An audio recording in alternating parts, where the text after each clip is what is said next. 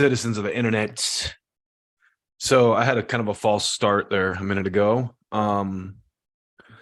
Basically what happened is I kicked it off, and a relative of mine who is very close to me, who I haven't spoken with in quite a while, called me.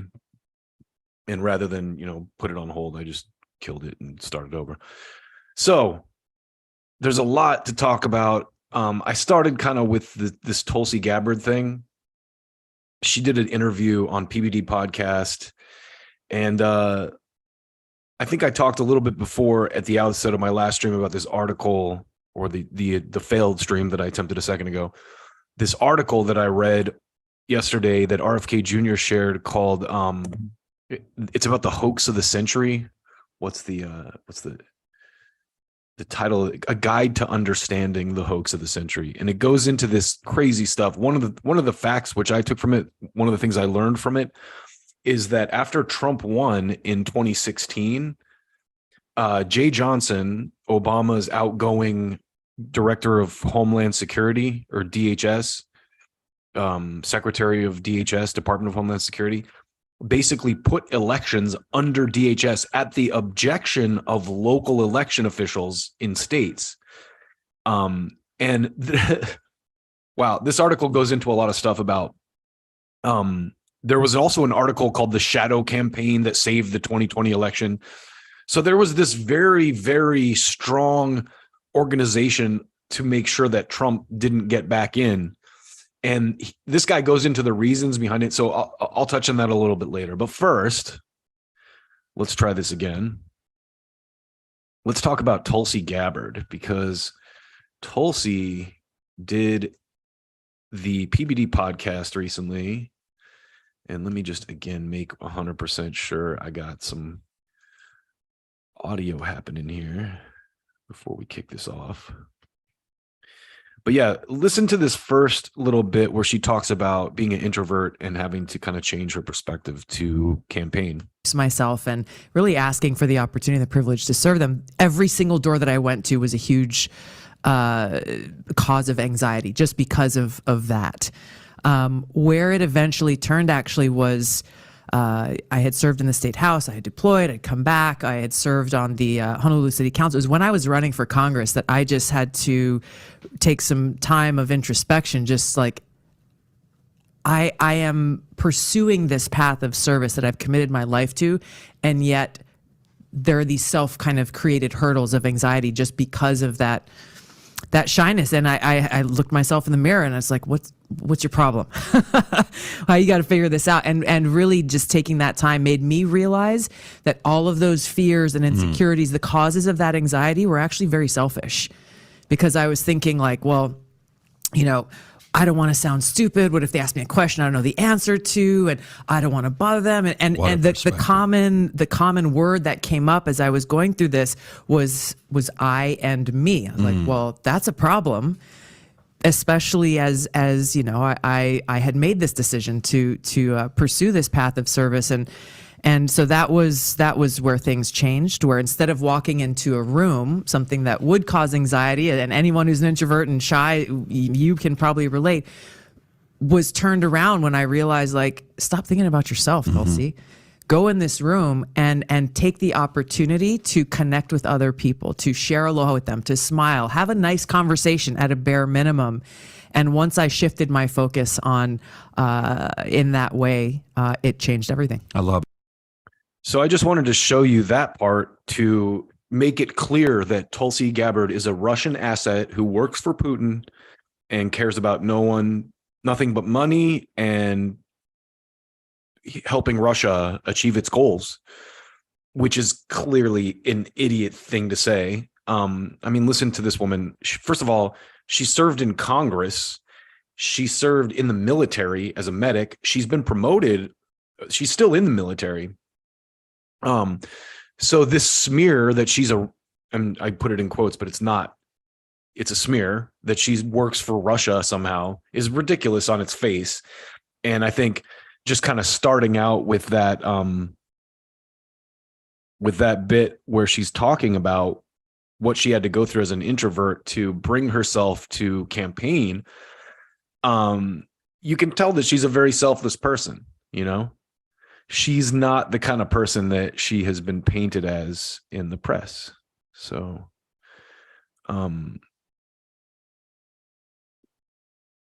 this next little bit, and I'm not going to watch this whole thing with you. She talks about who the kind of, she talks about the establishment, because I don't know if you remember this, but she famously was the vice chair of the DNC and ended up quitting or resigning when she found out that they cheated Bernie Sanders. So in this next bit, she talks about who she views as the establishment and a little bit more. Listen. To shine a light on that contrast, on that difference, and expose Hillary's foreign policy record and hold her accountable to it. About can you be successful in politics without the establishment support? Yes, absolutely. Is it the easiest path? Is it the shortest path? No. But if your interest is in remaining committed to the people of this country or the people of your constituency or of your district, that's where my focus has always been. And unfortunately, we are living in a time where the establishment interest is not the interest of the people. So if you want to go play the insider politics game, the establishment game, you'll go places. It comes at a very, very high cost. Going up against them. It even comes at a high cost of personal compromise and a compromise of integrity if you choose to play that game.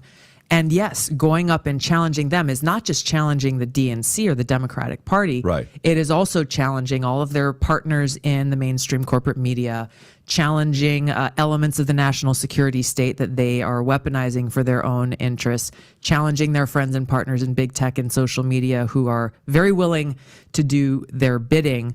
So it is this whole kind of cabal of elitism that benefits off of having people in positions of power that they can control. And that's where, as you said, people were talking about me a lot at one point, but once they realize, oh, okay, she's not falling for the glitter and things that were dangling in front of her, and she thinks for herself and it speaks her own mind. That's where the tables kind of started to turn, and I stopped getting invited to the parties and the stuff that I know, good right? Party. That is very interesting, because one of the biggest things, when I look honestly in retrospect at the Trump years, right? The only thing that really differentiates Trump from any other president is the tantrum that the press threw. And they threw that tantrum because Trump didn't have the White House Correspondents' Dinner, that party every year where the press gets together and licks Washington's asshole. They'll bump, weapons of mass destruction. Several years ago, Stephen Colbert famously lampooned the Bush administration. That's how brazen they were, but they invited him to speak at the press correspondence dinner, and he just roasted the shit out of them and called out all their, of course he was in character, and now he's the exact opposite of that person because he's established and has, a career that he can't, like Tulsi was saying, you have to sacrifice your integrity to be part of that cabal. And it's very sad that it's gotten to that point, but that is exactly where it has gotten. And so I think this next little bit, they talk a little bit about, oops, 1 second here. Oh, okay. This next clip I have queued up is about the Democratic primary in this year. So what they're kind of talking about here is politics right now, and figures like Trump and RFK Jr., who are quote unquote outside the establishment. This is another little interesting bit. Listen. Joe Scarborough. Okay, gotcha. Joe Scarborough asking the question. Who was he asking? He was asking. You can just play it. Yeah. Play the clip. So yeah. The Democratic side, Bobby Kennedy Jr., doing well. He's at 19%. Hasn't really gotten that much out there. I mean, and I'm starting to hear more and more talk about him. Are we going to actually have a challenge here? I'm trying not to laugh, Joe. There's not going to Wait, be. can I stop you for a second? Yes. Do you know how many people said the same thing about Donald Trump in 2015 on this show? I hate to agree with Joe Scarborough, but he's right.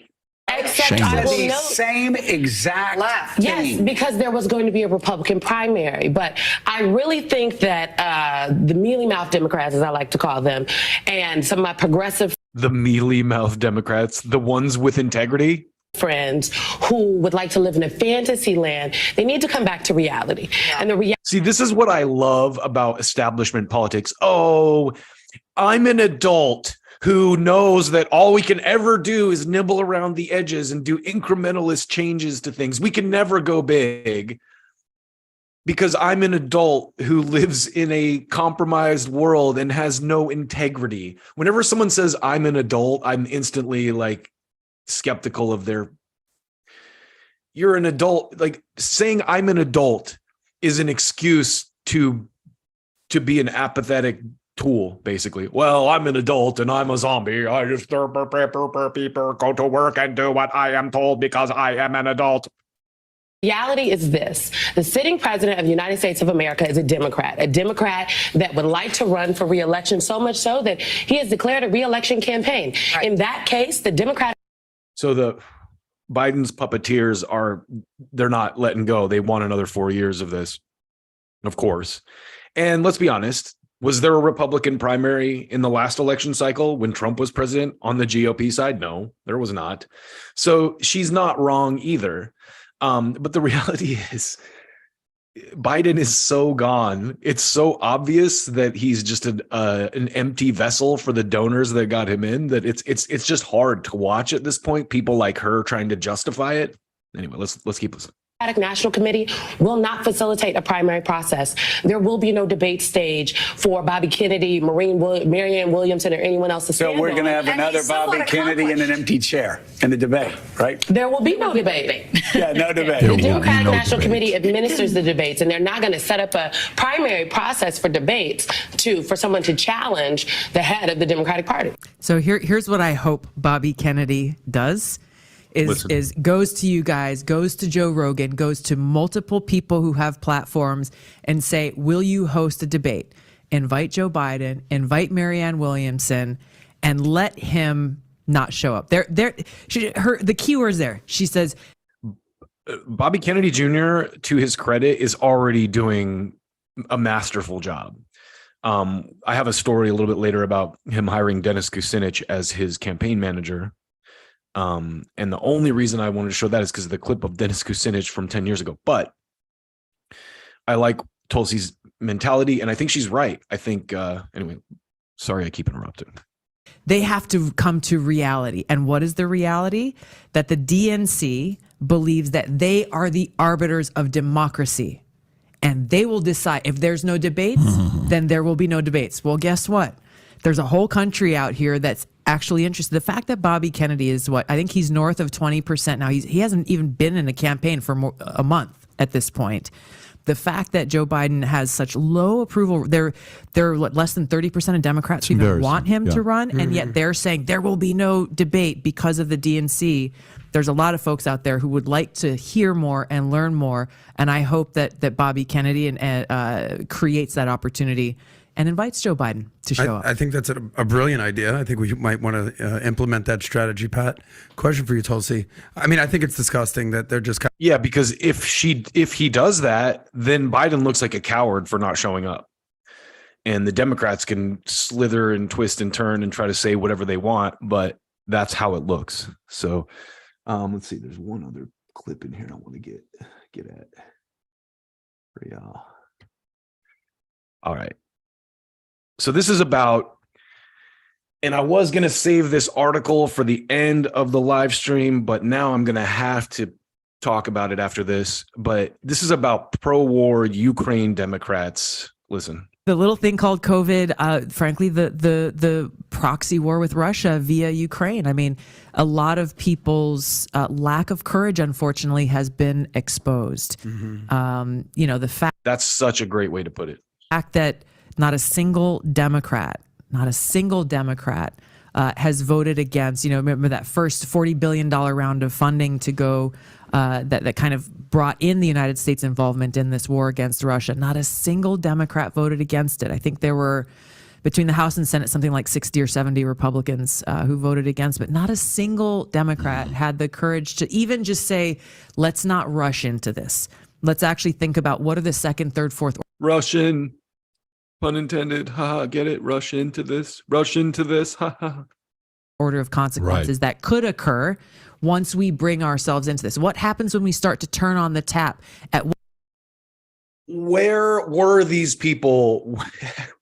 This is what frustrates me so much about this Ukraine thing is it's like all you have to do is put a blue Democrat face on a war and all the skeptics are suddenly like, yeah, let's get them. Like complete morons. This is the exact same playbook that they used during the Iraq debacle. And no one thought it through. No one thought about like, hey, what happens next? Once we invade, then what? And now, we're like so many lives, innocent people, billions and trillions of dollars later. Iraq is still kind of a mess. And we're just doing it everywhere else. I mean, name a country. I would love it if someone can point to one of these military ops that actually ended up doing something good for a country. I mean, you could argue now that Vietnam is maybe a little better off. I don't think it's I don't think the war had any effects other than to like poison a bunch of people with napalm and kill a bunch of people with napalm and poison them with Agent Orange and fill their country with radioactive shells and all kinds of, remnants of imperialist wars. But it also took 50, 60 years to get to the point where it's somewhat stable again. And I mean, I haven't been there, but so I can't speak from a place of knowledge, personal firsthand knowledge. Maybe it is way better thanks to the U.S. invasion there. I would love to be proven wrong on this. Show me examples of like since World War II. I don't think there's any military thing that the U.S. has been involved with that I can think of anyway that has worked out for in a positive light for the people who were invaded and kind of had the regime change happen to. What point do we turn it off? The Progressive Caucus in, I think it was November of last year, if you remember, they sent this 30 members of Congress, sent a letter to Joe Biden saying, please exercise diplomacy to negotiate an end to this war, because if it goes on, it will not only continue to create more suffering and death for the people of Ukraine, but it increases the risk of nuclear war. It will increase the negative impacts on our economy, on inflation, on hunger, and all of these things that are facts, that are very real cost of this war. They sent the letter one day. Within 24 hours, they retracted it. They retracted it. It was some bullshit excuse like, a staffer sent out a letter without our approval, which is nonsense, absolute nonsense. That goes to show you how powerful these weapons lobbies are. Like in less than 24 hours, they're like, no, you pull that back. You're not gonna fuck with our cash, bro. Since we know what happened, they sent out a letter saying how they actually felt, and they got the hammer laid down on them. And unfortunately didn't have the courage to say no. This is bigger than party politics. We as Democrats, they as Democrats, should have the courage to call out your own president.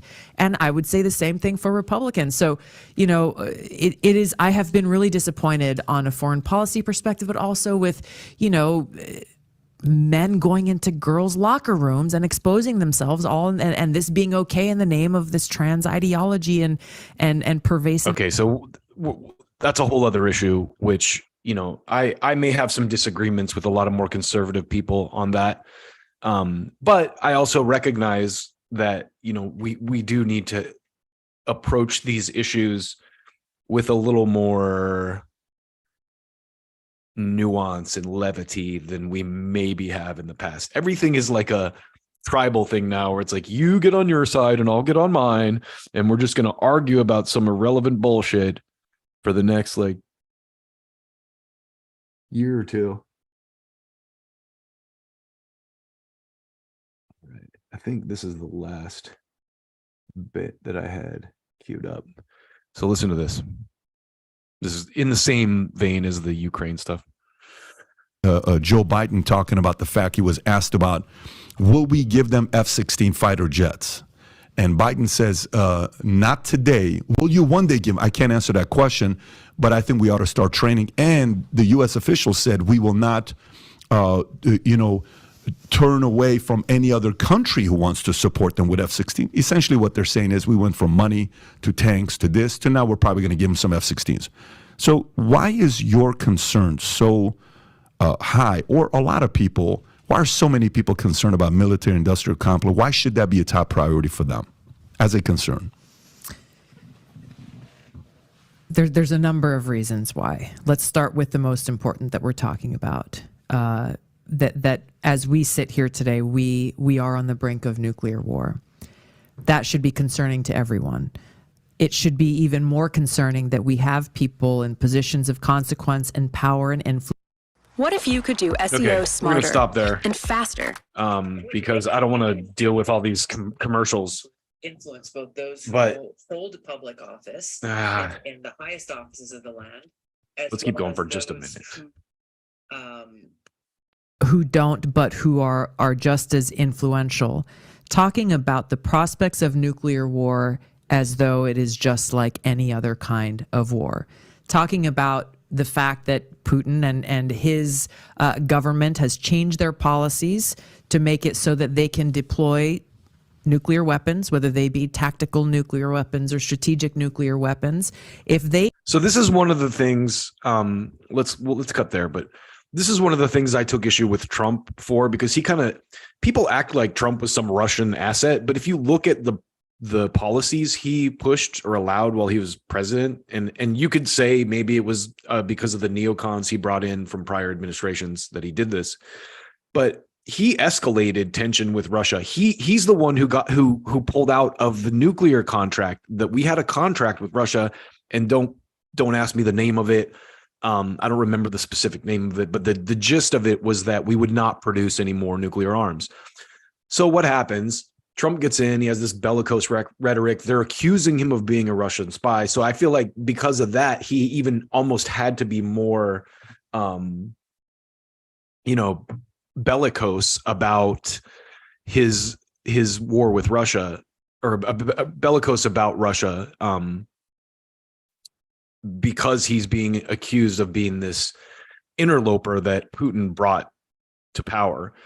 And so on that note, let us go into this other thing I had planned to talk about today. And this is, let's examine this real quick, because I think you're going to find this interesting. So this is an article that Robert Kennedy Jr. shared called A Guide to Understanding the Hoax of the Century.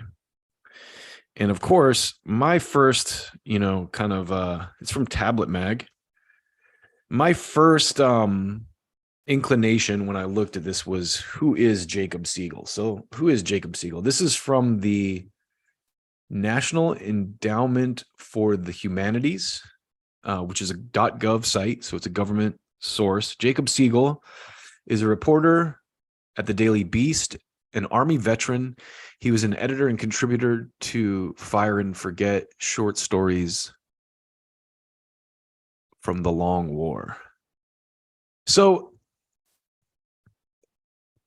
two things kind of like tying these themes together. The reason I trust Tulsi Gabbard's opinion about military is because she's in the military. This is a person who has seen war firsthand, who has served our country in the military, and who's obviously a very kind, good-hearted, selfless person.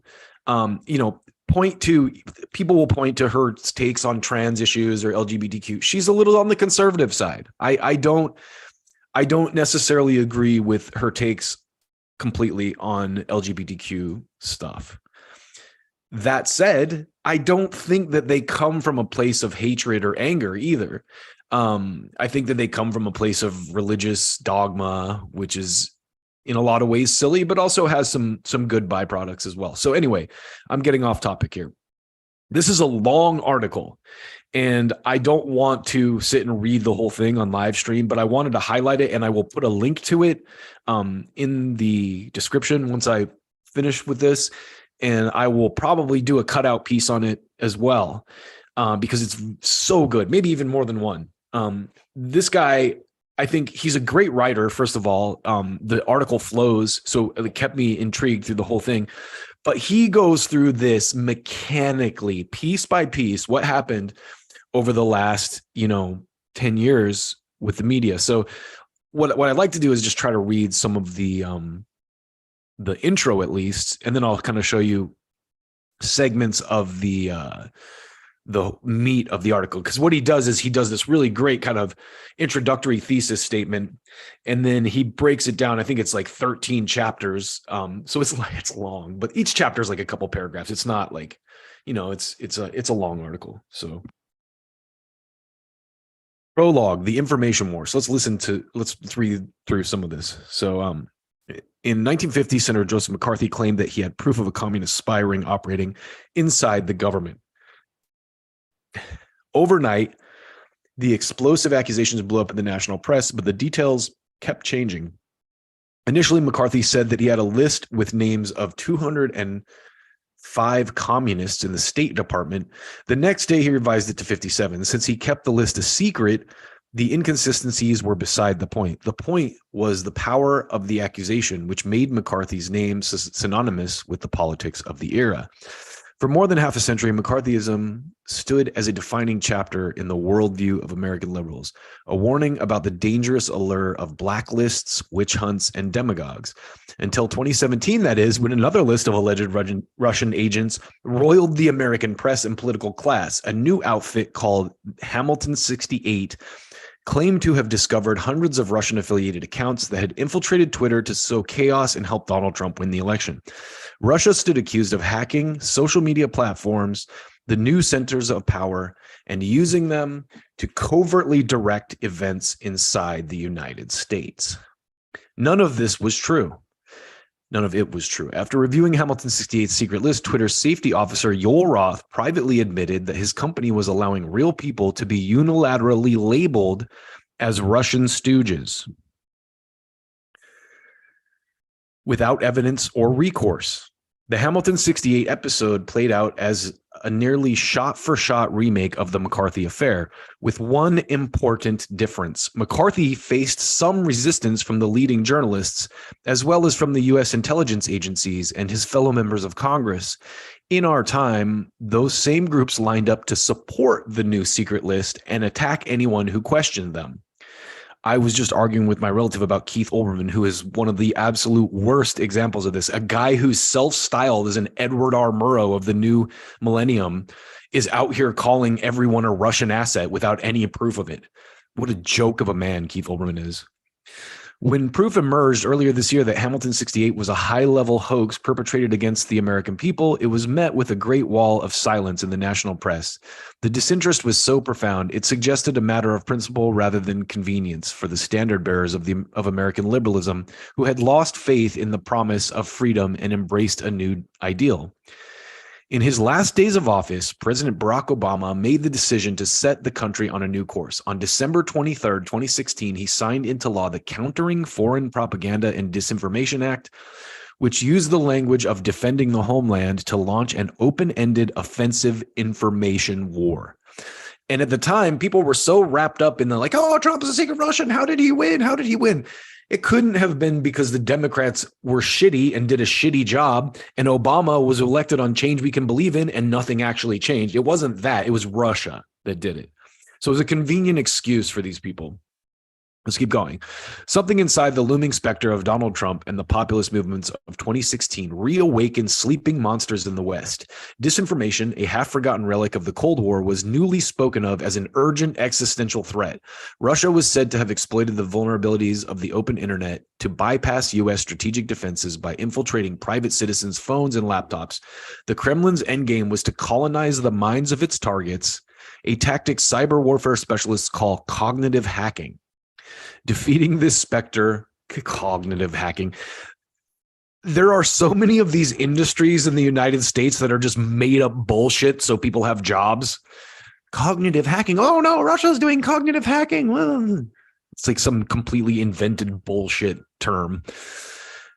Defeating this specter was treated as a matter of national survival. The U.S. is losing at influence warfare, warned a December 2016 article in the Defense Industry Journal. And the reason that they're losing is because, I don't know if you remember this, but every media outlet uniformly called Trump a racist, a Putin asset, everything they could throw at him, and he still won.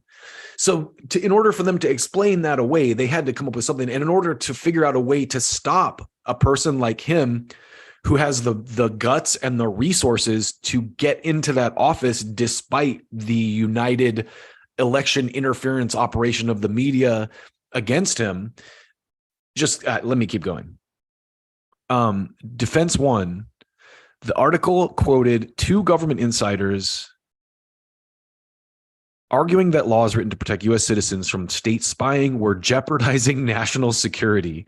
According to Rand Waltzman, a former program manager at the Defense Advanced Research Projects Agency, America's adversaries enjoyed a significant advantage as a result of legal and organized constraints that we are subject to, and they are not. The point was echoed by Michael Lumpkin, who headed the State Department's Global Engagement Center, the GEC, the agency Obama designated to run U.S. counter-disinformation campaign, the U.S. counter-disinformation campaign. Lumpkin singled out the Privacy Act of 1974, a post-Watergate law protecting U.S. citizens from having their data collected by the government, as antiquated. The 1974 Act was created to make sure that we aren't collecting data on U.S. citizens. Well, by definition, the World Wide Web is worldwide. There's no passport that goes with it. If it's a Tunisian citizen in the United States or a U.S. citizen in Tunisia, I don't have the ability to discern that. If I had more ability to work with that personally identifiable information and had access, I could do more targeting more definitively to make sure I could hit the right message to the right audience at the right time. The message from the U.S. defense establishment was clear. To win the information war, an existential conflict taking place in the borderless dimensions of cyberspace, the government needed to dispense with outdated legal distinctions between foreign terrorists and American citizens. Since 2016, the federal government has spent billions of dollars on turning the counter-disinformation complex into one of the most powerful forces in the modern world, a sprawling leviathan with tentacles reaching into both public and private sector, which the government uses to direct a whole of society effort that aims to seize total control over the internet and achieve nothing less than the eradication of human error. Step one in the national mobilization to defeat disinfo fused U.S. national security infrastructure with the social media platforms where the war was being fought. The government's lead counter-disinformation agency, the GEC, declared that its mission entailed seeking out and engaging the best talent within the technology sector. To that end, the government started deputizing tech executives as de facto wartime information commissars. So the reason that they did this is because Trump got around the narrative makers in the mainstream press through social media. So once he won, they went, oh shit, we have to control that too, or we're not going to be able to keep placing the dickheads we want into the White House to keep, moving this agenda forward, basically control the public through, our placed bullshit candidates. Because Trump and Bernie had similar sentiments behind them once I look back on it. At the time, I too thought Trump was an evil, fascist, racist son of a bitch in 2016. But looking back now, I realize he's no different than most politicians. They made him an existential threat because he was a threat. But there's this guy words it so well. So let me keep going. At companies like Facebook, Twitter, Google, and Amazon, the upper management levels had always included veterans of the national security establishment. But with this new alliance between U.S. national security and social media, the former spooks and intelligence agency officials grew into a dominant bloc inside those companies. What had been a career ladder by which people stepped up from their government experience to reach private tech sector jobs turned into an outer boroughs that molded the two together. With the DC Silicon Valley fusion, the federal bureaucracies could rely on informal social connections to push their agenda inside the tech companies. During 2020, the lead up to the 2020 election, the Democratic primary specifically, I was banned multiple times from social media for challenging establishment figures for things that were ridiculous. I think I said at one point, like about Chris Matthews, metaphorically, quote unquote, quote, I hope his head explodes, quote unquote. So because he was upset that Bernie Sanders was winning primaries.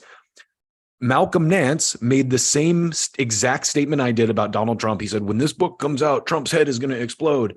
And I was banned from social media for hateful violence. But Malcolm Nance obviously was not, because his violence was geared at, establishment approved sources. And I was making a metaphorical statement. I obviously don't really wish harm on Chris Matthews. I'm not angry at him in a violent way. But what I had said was, I hope his silly head explodes on TV, meaning that he's so frustrated that people aren't kind of conforming to the narrative he's part of pushing, that I hope that he breaks down on TV mentally. That's really what it meant. But they use that to block. So anyway, the point is, this was very visible to me in real time, despite me not knowing any of this stuff. So in the fall of 2017, the FBI opened its Foreign Influence Task Force for the express purpose of monitoring social media to flag accounts trying to discredit U.S. individuals and institutions. The Department of Homeland Security took on a similar role. Around that same time, Hamilton 68 blew up publicly. Twitter's algorithms turned the Russian influence exposing dashboard into a major news story. Behind the scenes, Twitter executives quickly figured out that it was a scam. When Twitter reverse engineered the secret list, it found, according to the journalist Matt Taibbi, that instead of tracking how Russians influenced American attitudes, Hamilton 68 simply collected a handful of mostly real, mostly American accounts and described their organic conversation as Russian scheming. The discovery prompted Twitter's head of trust and safety, Yoel Roth, to suggest in an October 2017 email that the company take action to expose the hoax and call this out on the bullshit that it is. This is why liberals are insisting that the Twitter files are a nothing burger, because it has receipts for these kind of statements. And this guy, Jacob Siegel, is not some outside the mainstream reporter. And so he's going through and piecing all this data that people like Matt Taibbi and Li Fong and Aaron Matei kind of released to the public. But any reporter who reports on this kind of stuff is instantly smeared as a Russian asset, to the point where it's so ridiculous. You have to be stupid to believe it at this point. It's like I liken it to a little kid telling you there's a monster under his bed or something. It's literally that dumb. Like, oh, you're a Russian. You said something I don't like. They did it to Tulsi Gabbard. She's a military veteran who served in Congress, but yeah, she's secretly working for Putin because she said something you don't agree with. How silly and infantile anyway. In the end, neither Roth nor anyone else said a word. Instead, they let the purveyor of industrial grade bullshit, the old-fashioned term for disinformation, continue dumping its contents directly into the news stream. It was not enough for powerful agencies to combat disinformation. The strategy of national mobilization called for not only the whole of government, but also the whole of society approach.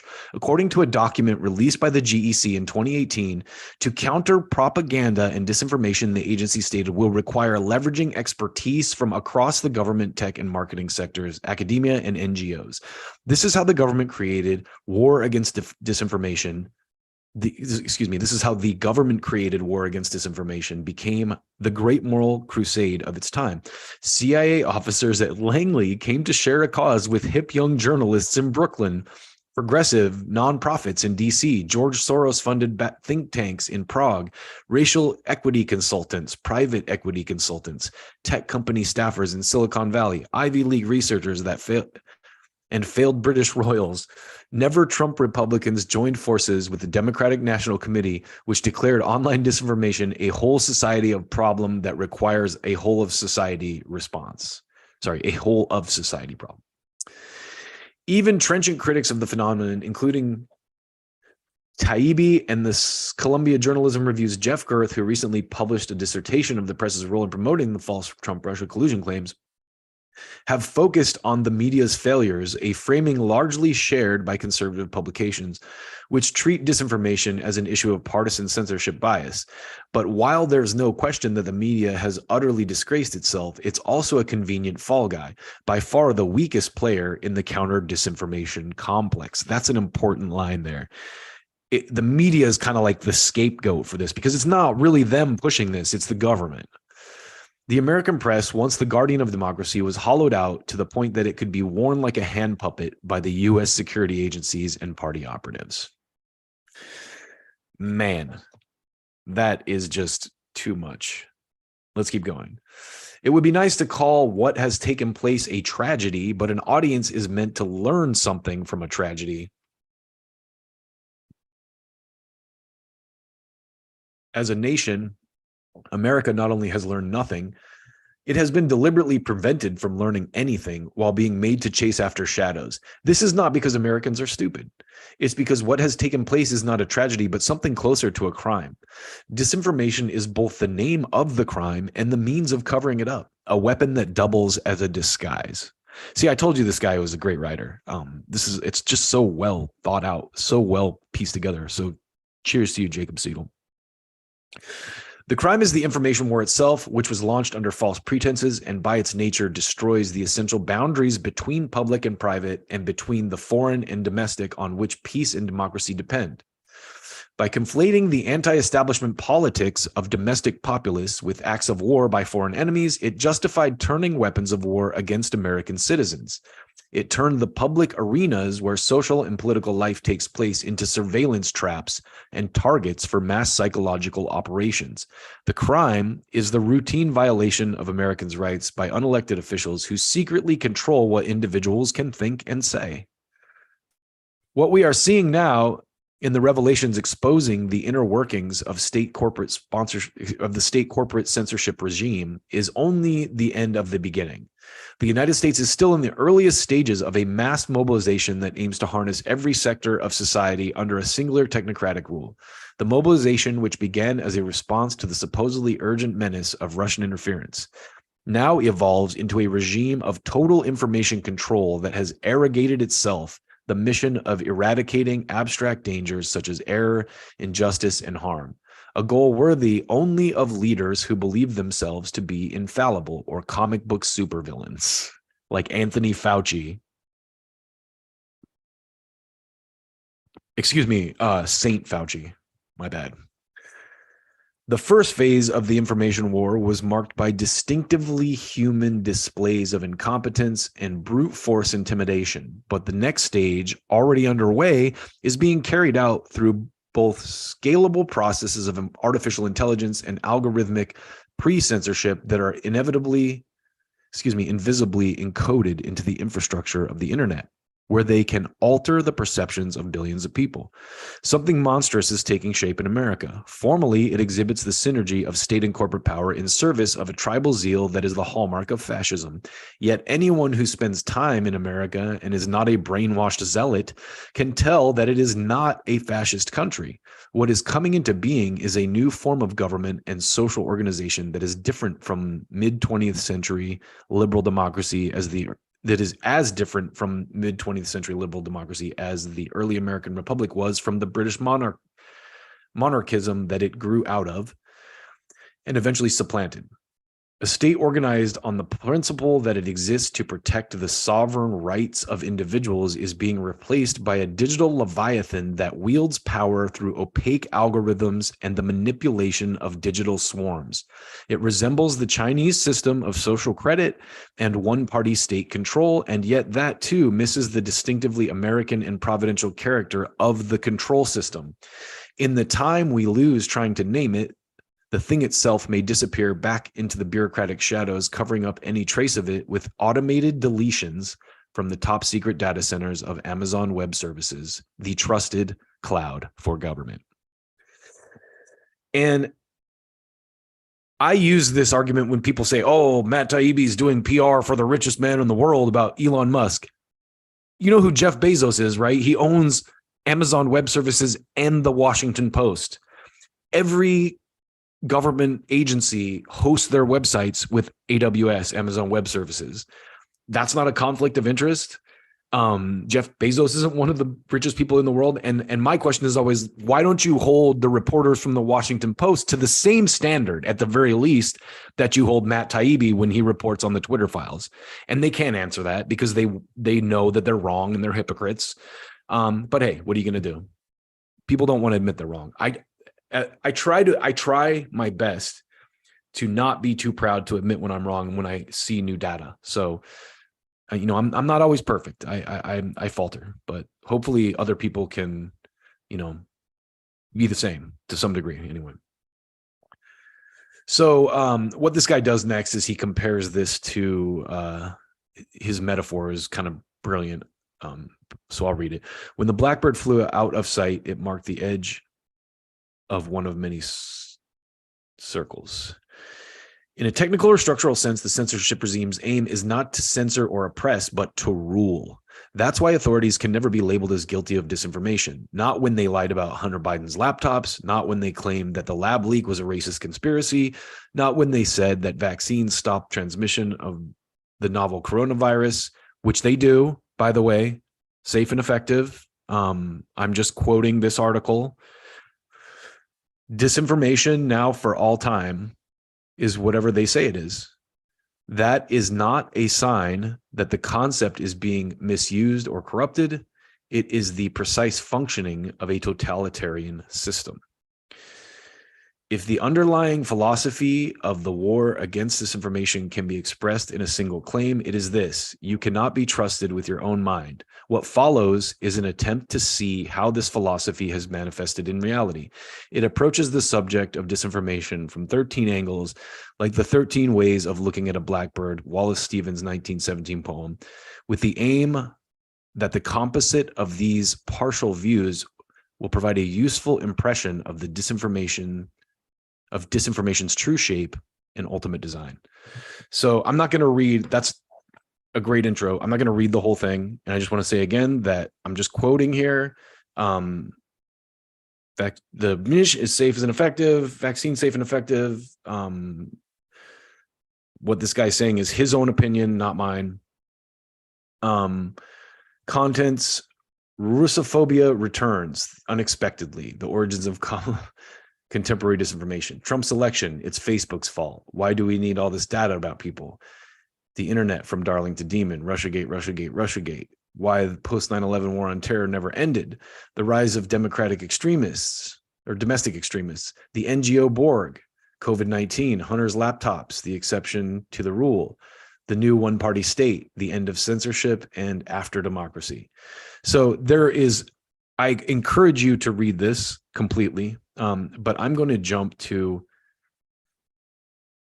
there's a part that I really wanted to talk about. I think it's part 5 here.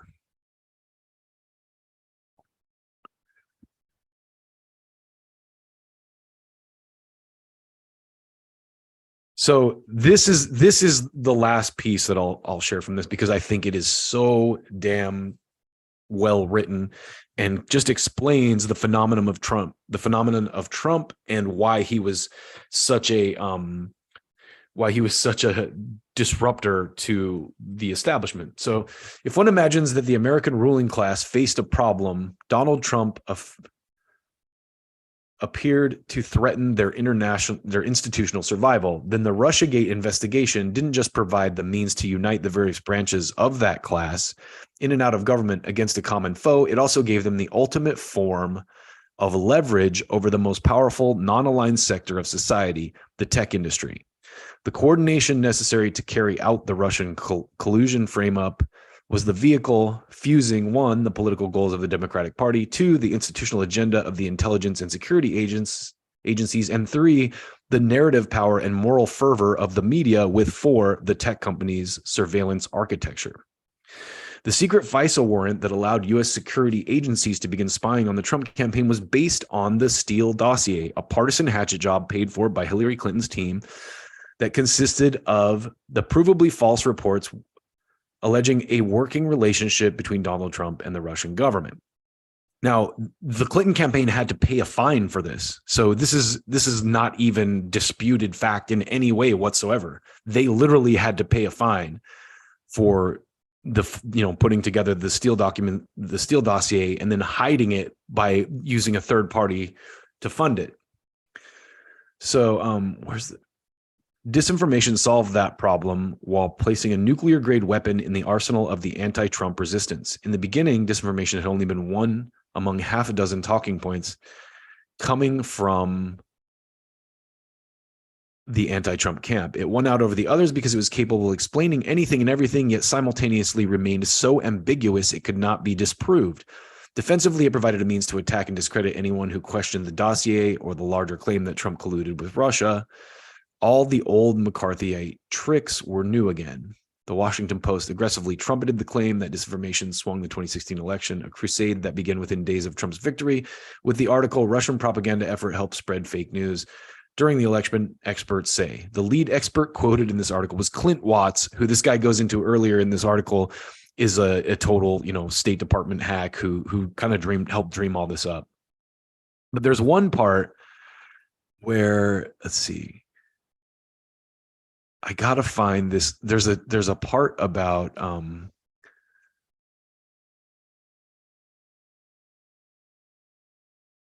okay, so this is one part that really blew me away. Jay Johnson, the outgoing Obama appointed secretary. So let me start here. Here's the climax of this particular entry. On January 6th, ironically, 2017, the same day that Brendan's ICA report lent institutional backing to the false claim that Putin helped Trump, Jay Johnson, the outgoing Obama-appointed Secretary of Department of Homeland Security, announced that in response to Russian electoral interference, he had designated U.S. election systems as critical national infrastructure.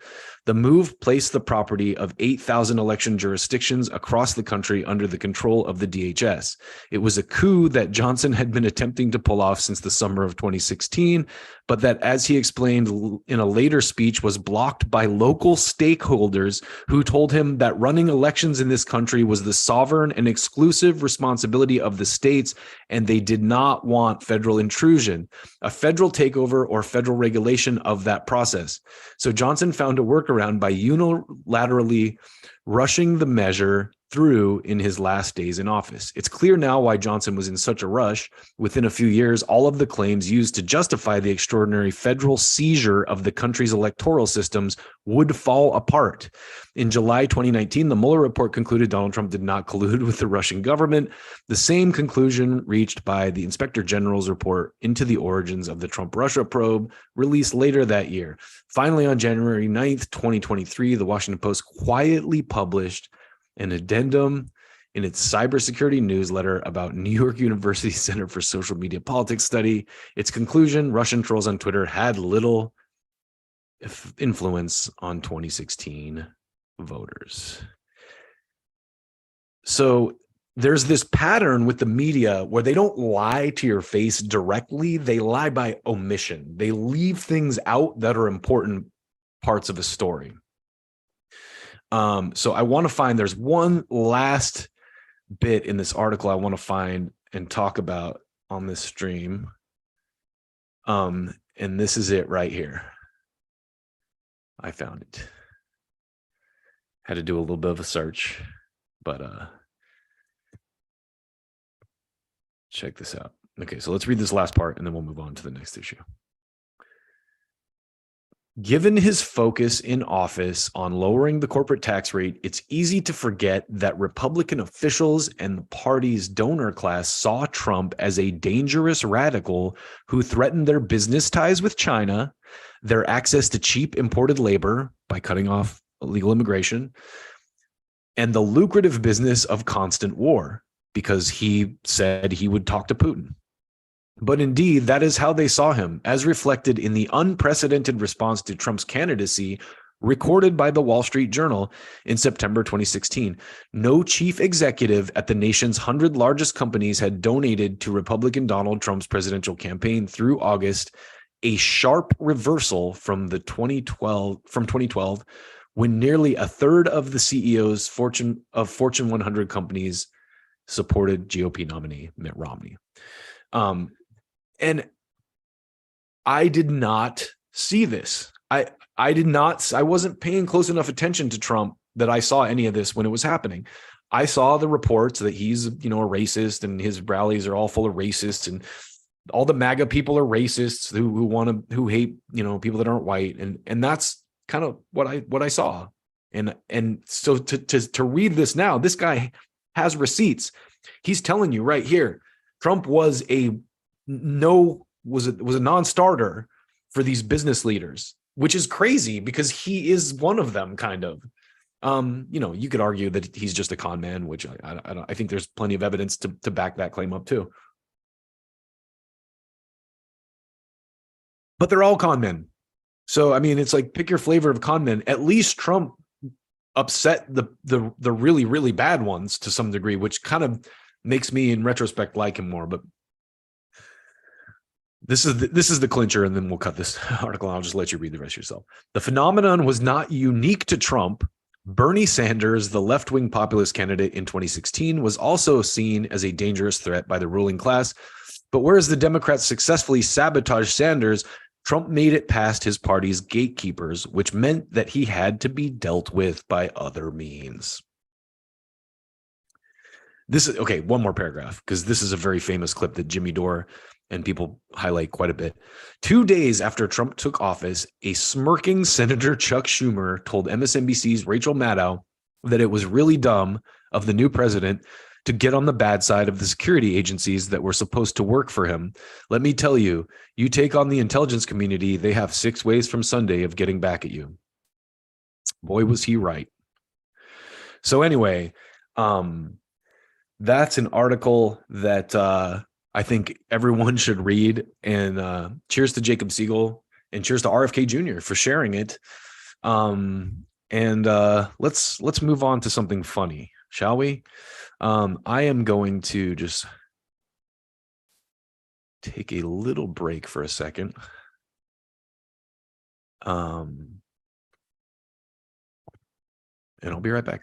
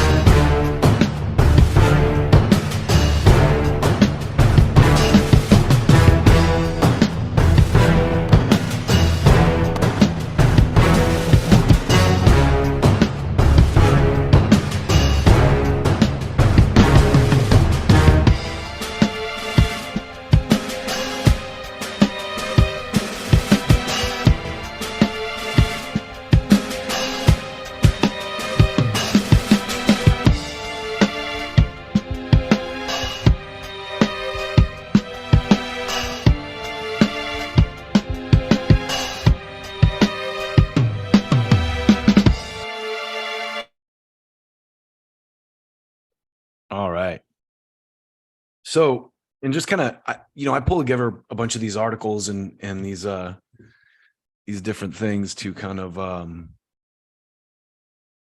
get in preparation of this. And I usually pull them together at random, but a lot of times as I'm doing this, I find that there's a thread between them. So this is another clip I pulled up that I saw recently about election denial.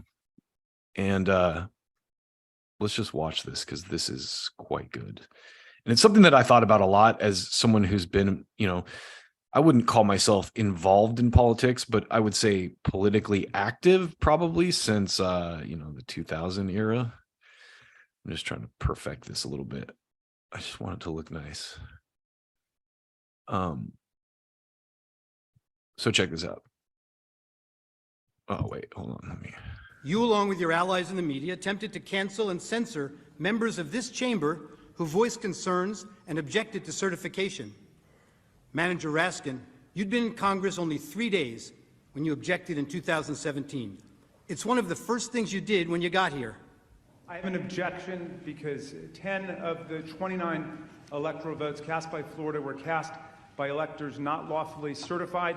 Is the objection in writing and signed not only by the member of the House of Representatives, but also by a senator? It is in writing, Mr. President. Is it? So what he's doing is all the Democrats in Congress that are shaking their fingers at people who doubt the 2020 election, he's showing how all of them doubted the previous election. Signed by a senator? Not as of yet, Mr. President. In that case, the objection cannot be. Look at Raskin. Holy crap. Look at how far he's got. I mean, he has cancer, but it's poor guy. I mean, I wouldn't wish that on anyone, even if I disagree with them politically. But it's just crazy how, this was 7 years ago. He looks like a totally different person. Entertained. Mr. President, I object to the certificate from the state of Georgia on the grounds that the electoral votes were not. Debate. There's no debate. I object to a certificate from the state of North Carolina. And this is Biden slapping him down because he was VP at the time. So he's like, nope, sorry, no debate. Based on violations of the Voting Rights Act. There's no debate in the joint session. I object because people are horrified by the overwhelming evidence. Section 18, Title 3 of the United States Code prohibits debate. I object. Objected to the counting of the electoral votes of the state of Ohio. I object to the certificate from the state of Alabama. The electors were not lawfully certified. I object to the 15 votes from the state of North Carolina because of the massive voter suppression and the closing of polling booths. There's no debate. There's no debate. 16 There's to no 1, debate. and the massive voter suppression that occurred to African Americans. The gentleman will suspend.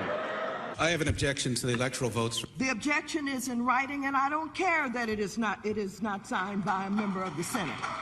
So that's from 2001 when Bush won, which, I mean, anyone in their right mind thinks that was shady.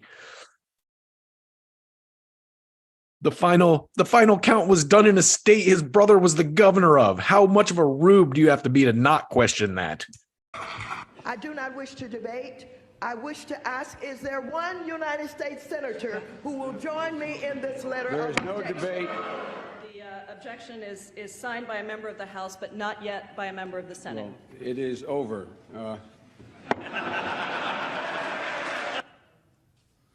And when the House managers realized that the president's actual words could not have incited the riot, as you alleged in your article of impeachment, you attempted to pivot. You said that raising the issue of election security and casting doubt on the propriety of our elections was dangerous. One of the House managers, Mr. Cicilline, told you that this is not about the words Mr. Trump used in isolation. Rather, it is about the big lie, the claim that the election was stolen. The House managers told you that it's the big lie that incited the riot, and that the big lie was President Trump's claim that the election was not a fair election or that the election was stolen. Claiming an election was stolen, you were told, are words that are insightful to a candidate's followers and cause people to respond violently. Claiming an election was stolen or not legitimate is something that a candidate should never do because he or she knows or should know that such a claim and such words can actually incite violent insurrection, you were told. Well, it seems that the House manager's position must be actually a bit narrower than that. The House manager's position really is that when Republican candidates for office claim an election is stolen or that the winner is illegitimate, it constitutes inciting an insurrection, and the candidate should know it. But Democratic Party candidates for public elective office are perfectly entitled to claim the election was stolen or that the winner is illegitimate or to make any other outrageous claim they can. It is their absolute right to do so. And it is their absolute right to do so irrespective of whether there's any evidence to support the claim. Democratic candidates can claim that an election was stolen because of Russian collusion or without any explanation at all, and that is perfectly okay and is in no way incitement to an insurrection. And somehow, when Democratic candidates publicly decry an election as stolen or illegitimate, These ads always pop up every spot. Yeah, so the point he's making, I think, is a total valid one, and you have to get out of your partisan cult mentality to see stuff like that and think critically about it. But he's 100% right, and he has the receipts to prove that he's right. And I just thought, you know, the whole idea that January 6th, first of all, was a threat to democracy when we've had these kind of debates for the past 25 years, basically. Again, it was, you know, the 2000 election was contested. Al Gore won it, really, when you look at the actual tallies and everything, and the reality that the final count was in Florida, a state that George Bush's brother was governor of. So that, I think that just ties in so well with all the stuff Tulsi talked about with the establishment, and then this article about the disinformation hoax of the last couple of years, and the kind of the unwinding of that, and the fact that it just, that guy, I can't recommend that article enough, from Jacob Siegel. It's Jacob Siegel in Tablet Mag, just so good. And I had another piece here I wanted to talk a little bit about. It's Max Blumenthal on Rising. And the reason I wanted to talk about this is because he says, I don't want to watch, again, the whole clip, but he has this line that's just so well thought out about kind of the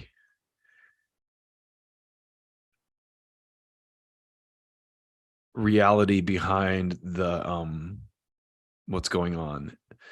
And so basically, just to set this up, Max Blumenthal of the Gray Zone, one of the last real reporters left out there, and he recently, I mean, he's famously tracks these Bilderberg meetings, and he kind of points out how the press at large is so whack and so kind of controlled that, you know, they're not going to do any investigative journalism on this subject, and anyone who even brings it up gets called a conspiracy theorist or whatever, despite the reality that this happens annually, and a lot of people know about it, you know. But I think he had a comment near the end of this that really struck me, so I'm hoping I didn't bypass it, but let's watch. Journalists, what do you think the real core objective is of this conference being structured in this way, having this big meetup of people on an annual basis? Well, you said it, Brianna. That's the point, in my view. Let's get the public, that nasty little group of people who see us as out of touch, unaccountable, and warlike, and possibly even demonic elites out of the way, so we can get down to business. And so imagine if you're Ken Griffin and you're looking to get ahead of the curve on investments, and you're talking to the head of NATO and several prime ministers, along with, I don't know, Elizabeth Economy at the Commerce Department, who's overseeing the great power competition with China for the Biden administration. And I don't know, there's the head of CISA there as well, this censorship division of the Department of Homeland Security. Well, insider trading, Siegel goes into detail about that in that article, supposedly outlawed. But if you're Ken Griffin, you're going to get a geopolitical edge and know what to invest in next. And that's not to mention the discussion of AI, which probably took place at Bilderberg, which is terrifying. And you said you were there for you were in D.C. when it was there, so you got. So that's another thing that this that last article that I read kind of ends with is how in the future we're not gonna this might be the last chance we have to see this stuff in real time because it's going to quietly be happening via AI moving forward.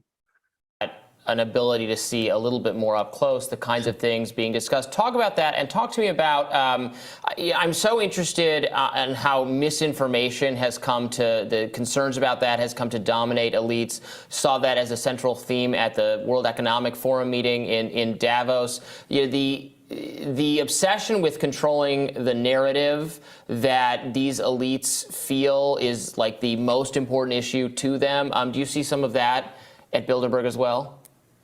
Well, these transatlantic figures, first of all, they use the term democracy as a stand-in for the establishment they represent. And this is what I wanted the clip I wanted. They use the term democracy as a stand-in for the establishment. When they say we got to protect democracy, they're not talking about your right to vote. They're talking about their right to rule. Anything that challenges that establishment is a threat to democracy.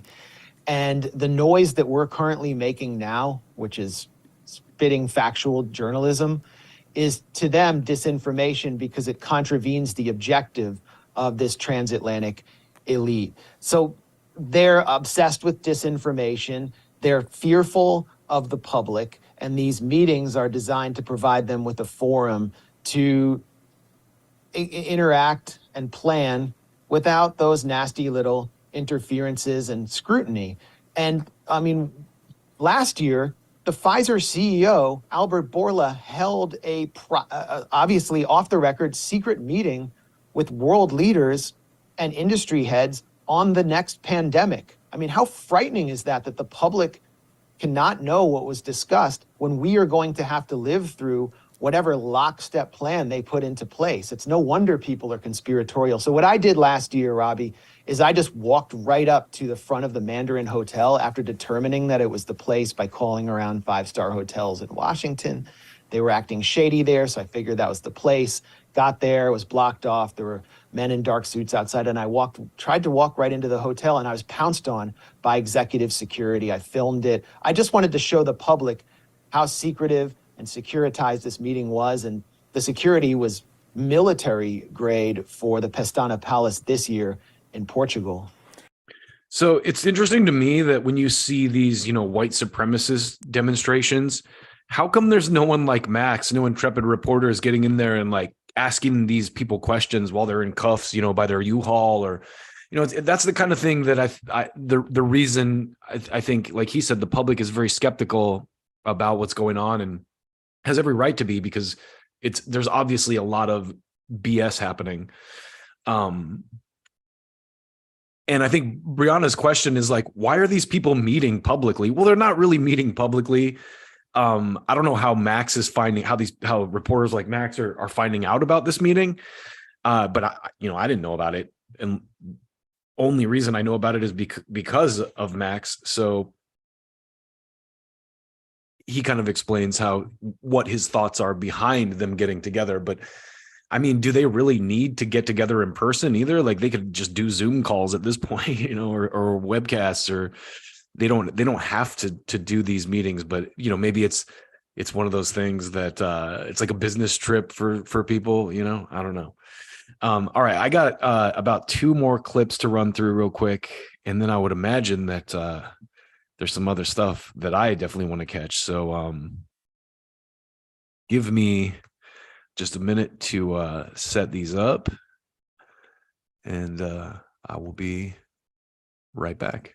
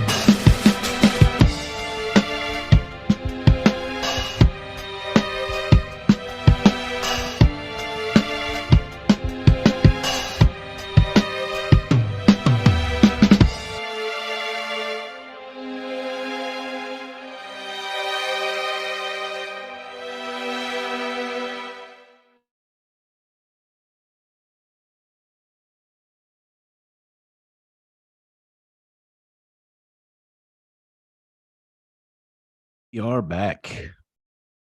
So a couple more clips I wanted to talk about real quick.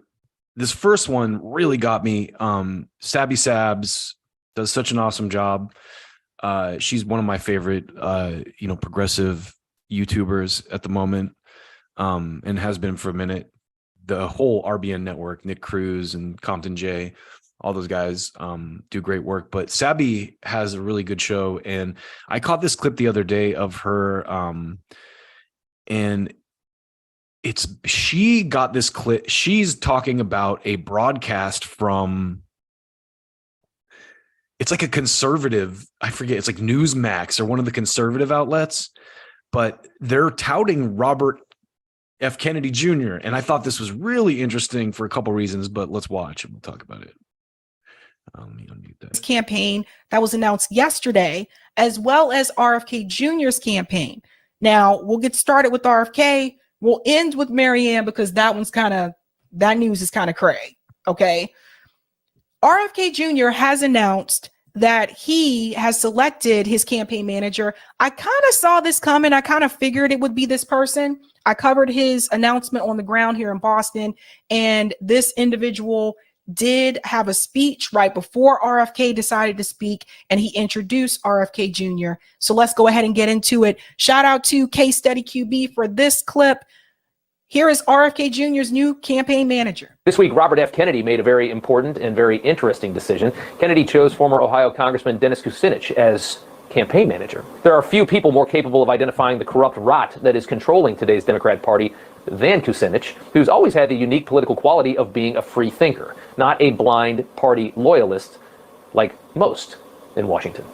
Take a listen to Dennis Kucinich in 2008 at the DNC, back when the Democrat Party was not a globalist, race-baiting, authoritarian censorship machine.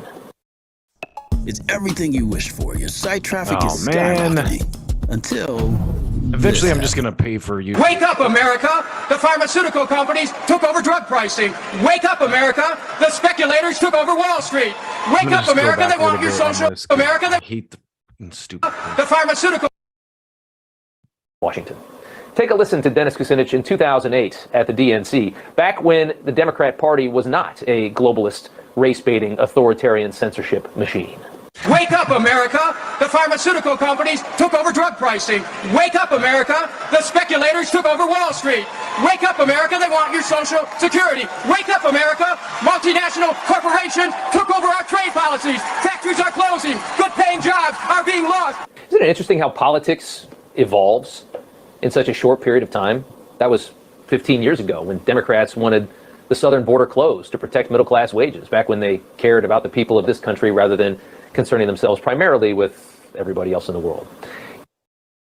I honestly think that it and this is my conspiracy theory, so take it for what it's worth, but it feels like the Democratic Party has degenerated into a caricature of itself that the conservatives painted of it.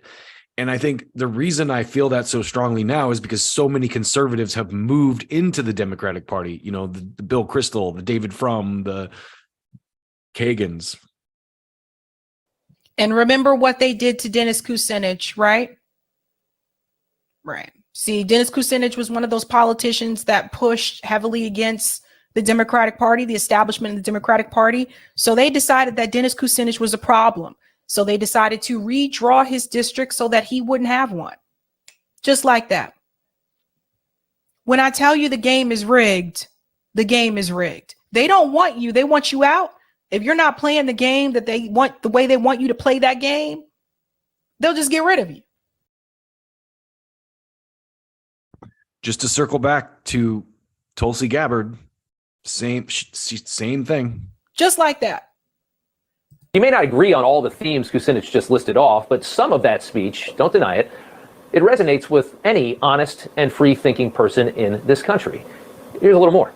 This is not a call for you to take a new direction from right to left. This is a call for you to go from down to up. Up with the rights of workers. Up with wages. Up with fair trade. Up with creating millions of good-paying jobs, rebuilding our bridges, our water system, our sewer system, our ports. So That was before Bernie ran. So does some of Bernie's message sound a little bit similar to what Dennis was just saying there? Not about the left and the right, but from the bottom up? I remember in that Democratic primary when Obama and Hillary were running and Dennis Kucinich was part of it. I admittedly thought Dennis Kucinich was kind of kooky at that time because of the way that the press smeared him as kooky. But listening to this in retrospect after working for the Bernie campaign and seeing everything that's happened over the last several years, wow, he was ahead of the time. And I think that's why now, I mean, this is a conservative network, you know. It's wild how this has flipped. The populism part of the Democratic Party has all been stomped out. And the only place you're going to find this kind of language that speaks to working class people now is on the right, unfortunately, even though I disagree profoundly with a lot of the right's, you know, political views. I don't disagree that we need to take better care of our own country and workers here. If that messaging sounds familiar, it's because it so closely resembles how Donald Trump won the presidency in 2016. Now think about the statements made in that 2008 DNC speech in the context of America in 2023, a nation currently being led by a globalist stooge captured by the neocon corporate global agenda, an agenda his party once fought so hard against. Today, the American middle class has plummeted on the Democrat list of priorities. We've all watched this happen in recent years, and that's exactly why the Robert Kennedy campaign is unusually strong right now. 3 separate polls all finding the Kennedy family scion with about 20% support among Democrats. It's pretty impressive considering how early it is and how little effort has gone into this. Now, I'm going to go ahead and tell you Yes, that Gavin Newsom, it looks like he might be trying to creep his way in. This is so crazy because the other day I was thinking about how much Gavin Newsom reminds me of Christian Bale in American Psycho. He's like the totally like automaton corporate guy. To run, by the way. I'll let you. He's also Pelosi's, related to the Pelosi's in some way, I think, to her husband in some way. You know, if that changes, it's getting closer to that decision. But it seems like they're trying to get an establishment Democrat to kind of swoop on in there because they realize Joe Biden is polling so poorly. Offering an option for disillusioned Democrats and trust that there are millions of disillusioned Democrats in this country, as we all together watch a bumbling, senile president controlled by the most radically left administration that this country has ever seen. That's my favorite. It's radically left. No, it's not radical. You have no idea what left means if you think Joe Biden is radically left. He's a freaking sheep in wolves' clothing. He is literally the most corporate right-wing Democrat they could have possibly elevated to that position. And I'm not going to go through all the receipts I have for that right now, but as recently as the last election cycle, Joe Biden was actively campaigning for Republican candidates. How is he controlled by a radically left administration? If that were the case, we would have radically left policies. You see how they just BS people? Pay very close attention to the narrative that this guy is saying here. That didn't make any sense. Dismantling law and order and common sense immigration policy, failing to avert war in Europe, and constantly stirring up racial division for political benefit. Most real Democrats are aware of how horrific the Biden presidency has been. The media is desperately trying to keep the party together by screaming "Orange man bad" every single day, all day long. The truth is, Democrats are quietly screaming for anybody else. Yeah, because all Democrats have is anti-Trump sentiment. They haven't done anything they promised to do. Look at Joe Biden, and I've gone through this again and again. The Obama administration was so good at these PR opportunities that they would quietly, you know, the devil was in the details. And the best example I can give of that with Biden is the student debt thing, where the legalese that they used to float it, they knew the courts would shoot it down. And so they went, oh, we're bad. Biden could write an executive order right now and end the student debt thing. But he won't do that because they're just PR operatives. You know, they do their PR and then they do exactly what a right winger would do because that's what they are. Here's Robert F. Kennedy's pitch.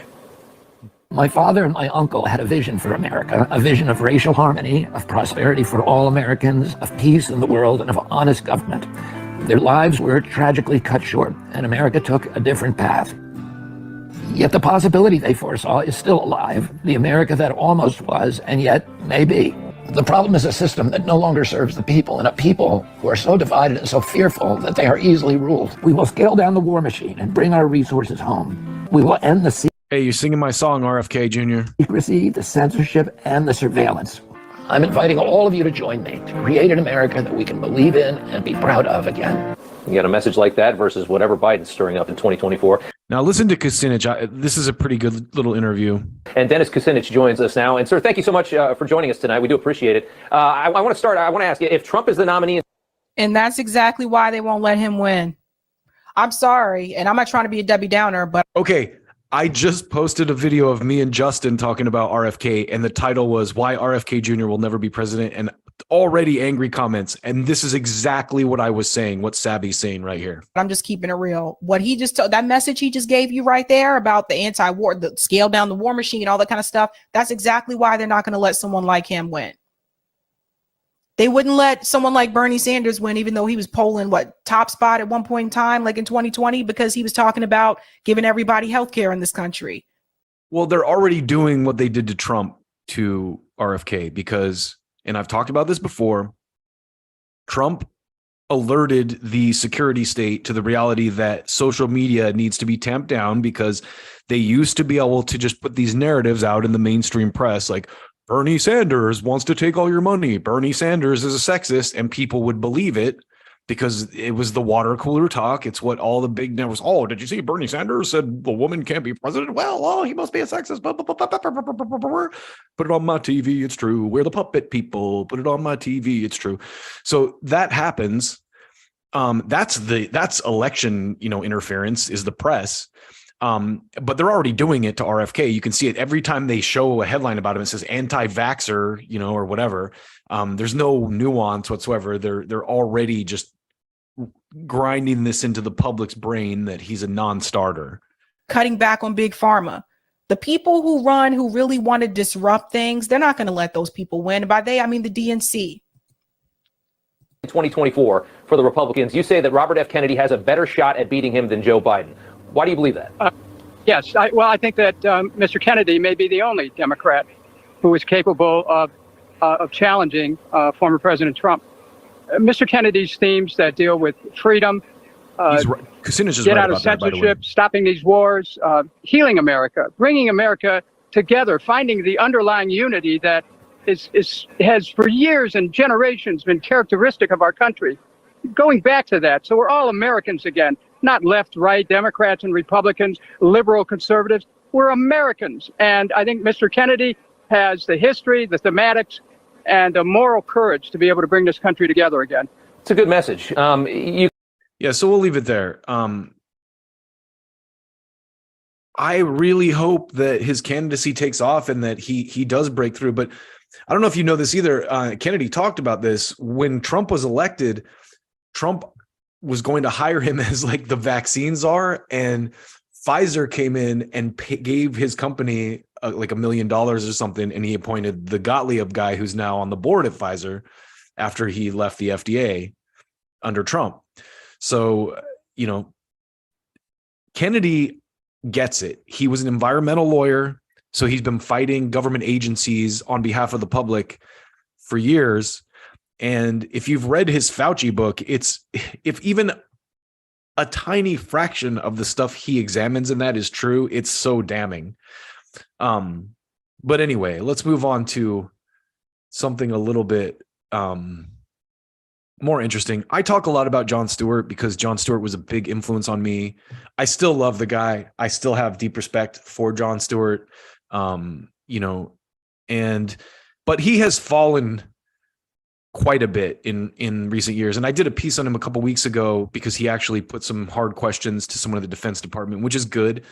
That's what I like to see. But I thought this was funny because Krystal here is kind of touting Jon Stewart as being like, visionary on the Ukraine war now, pushing back against the mainstream narrative. So listen to this. Guys, you might recall when we interviewed Jon Stewart, In the early days of Russia's war in Ukraine, he told us he was really impressed with the media's coverage of the war. He actually held it up as an example of the best of cable news and what it should strive for all the time as a way of arguing that cable news could be done well if only the individuals involved decided to make better choices. But now, with a month plus of war coverage under our belt, John is apparently no longer feeling so great about how the media's war coverage is going. So what happens, I think, especially with the 24-hour cable networks, is they find their narratives. And then, so when the invasion first occurred, it was an all hands on deck, 24-hour eyewitness. The bravery was incredible. They lost the entire right-left polarity of coverage. Punditry went out the window. It was just about brave people on the ground.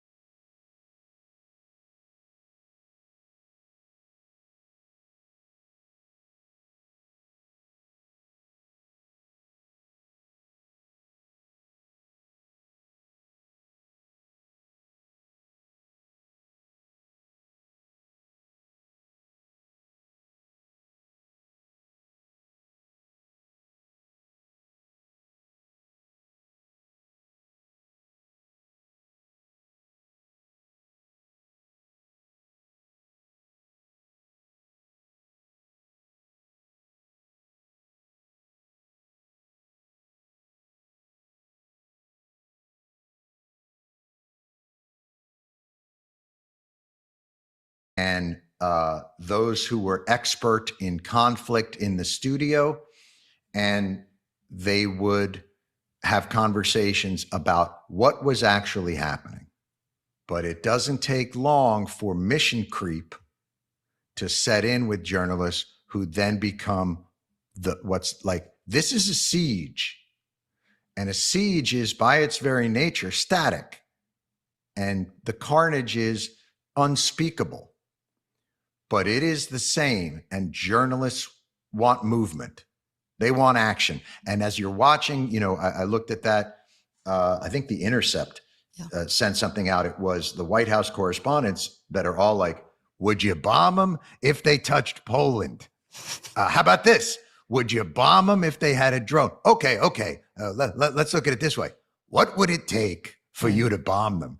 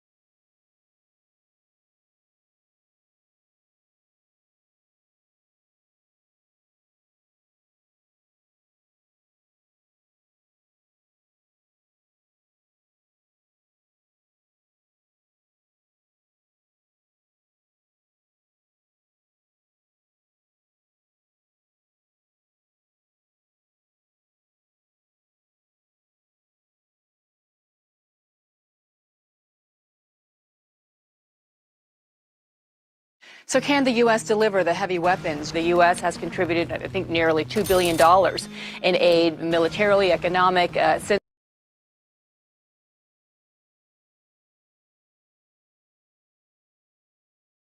this war began. Can the U.S. be doing more? The most important thing right now is the weapon systems, the weapons they need. They need to have Stingers and the Javelins, but they also need anti-aircraft capabilities. They need anti-missile capabilities. They need anti-tank capabilities. There's a lot of weapon systems, the weapons they need. We have to bring these weapons to get the weapons to the Ukrainians, to move these weapon systems, to deliver those weapon systems, make sure that the Ukrainians are getting the weapons with anti-missile capabilities, Patriot missiles, the S-300.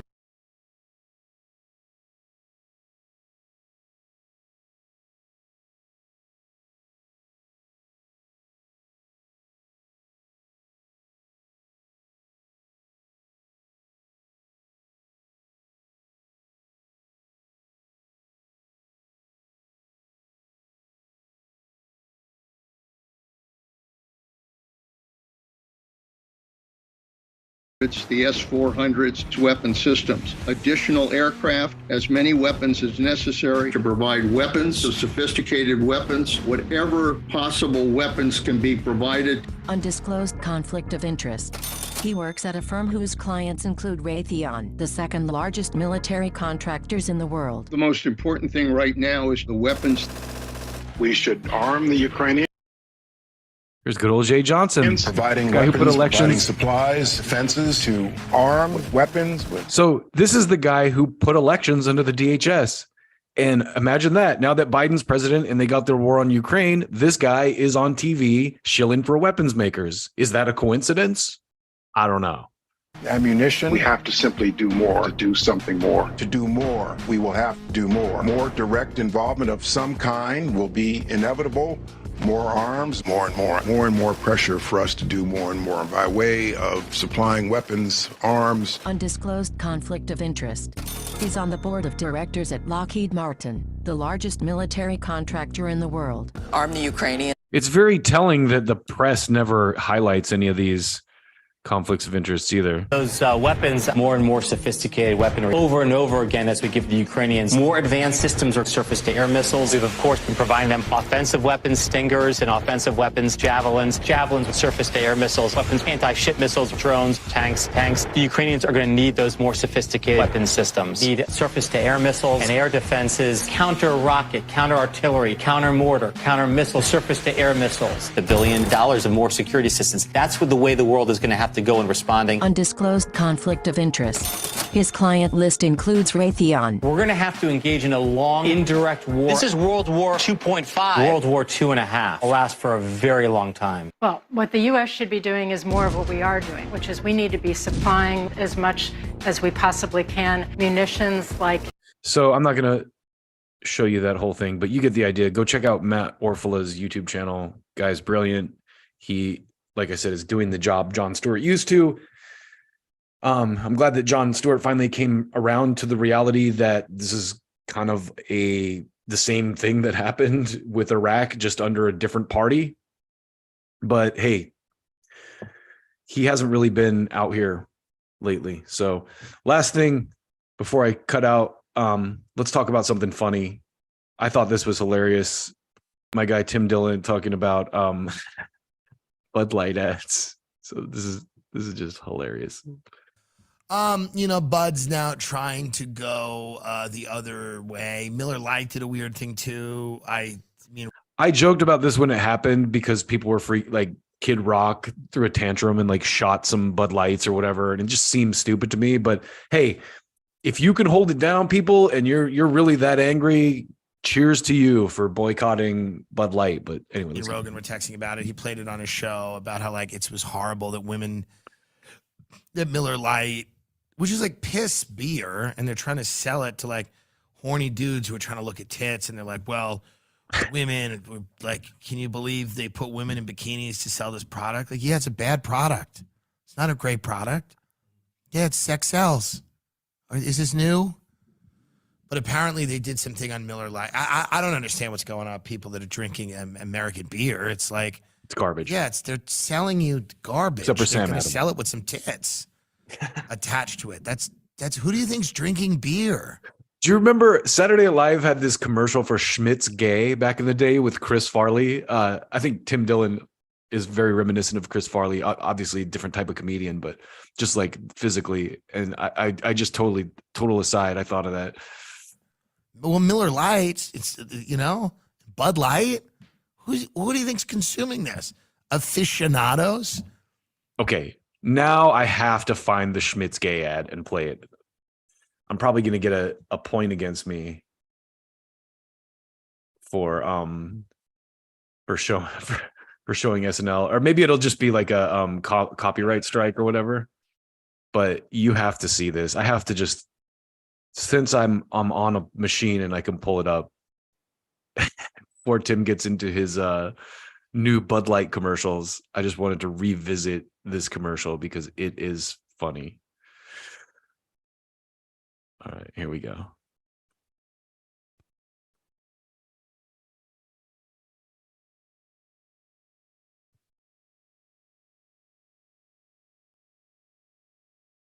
Bud Light should have done. Anyway, back to Tim Dillon. This isn't for the craft beer heads. This is like fucking guys that are like, oh yeah, let's go get fucking some Miller. I just saw this commercial where a couple of chicks in bikinis were almost hooking up. I feel like I'm going to get Miller now. The Bill Hicks did a whole bit about it, about how much sex sells, where it's like a model fingering herself and then she's like, buy Coke. Like, I mean, it's like, so now they're saying they're Bill going Hicks is a with an genius. aluminum bottle. I believe it is the only package that will be transitioning. I'm not sure. And it's going to be, the company is set to launch a line of camouflage aluminum bottles that promote the Folds of Honor program, which provide educational scholarships for families of fallen and disabled American military service members and first responders, the New York Post reported. I mean, wow. They've gone the other way, huh? Wow. Jeez. So now they're doing like, it's nice. You should have done that anyway to give first responders things. You didn't need to have an uproar. Good point. I just wonder how wild it'll get, you know? This is where it gets like good. How, you know? Will they start having commercials like, some say Adolf Hitler was a bad guy, but we see him as a man that cared about his country. Bud Light. I mean, it's like how wild will it get, you know? Nathan Bedford Forrest started an organization called the Knights of the Church of the Ku Klux Klan. And while that organization has been controversial here in the heartland, we remember when your daddy went out and he grabbed his hood, the only thing he took with him other than a torch was Bud Light. Heil Hitler, Bud Light.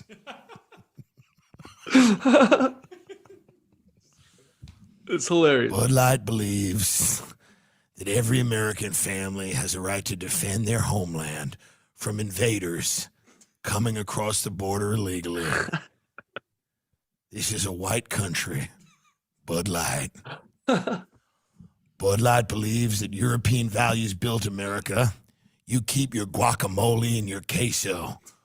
We'll take God, faith, family, and freedom. Bud Light. Whites only. Oh, brilliant. Well, it's time for me to cut out. If you were watching today, thank you. And I'll see you in the comments. Take care of yourselves.